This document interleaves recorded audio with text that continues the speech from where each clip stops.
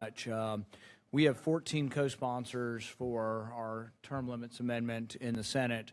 So while it polls at 75% in Peoria, it polls at 14% on Capitol Hill, and that's sort of the problem.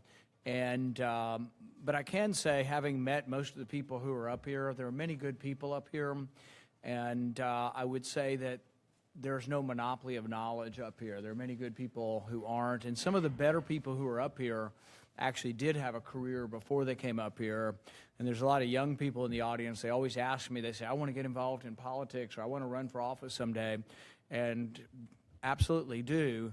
But I usually tell people, have a career first, or at least, have some kind of skill, do something of real value, make something, produce something, have a service that works for people and helps the country, and then come and use some of that skill. So we do have some businessmen, we have some doctors, we have some people who did other things, but I think it is a good idea to have more of that. And the people who are here a long time, the system beats them down until they don't think anything is possible, and everything is the art of incrementalism, and big ideas are lost, outside the box thinking is lost.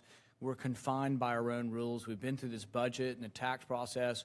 We are dictated to by sort of bean counters and things that restrict really the will of the people from coming forward in a lot of things, but it's because of the institutionalism and the longevity of people who are here forever and ever and ever, and they no longer, I think they get drained of the enthusiasm. They can remember that first election, but they really barely remember that first election, and that's a problem, and they forget what they promised, but they lose the enthusiasm to change the system.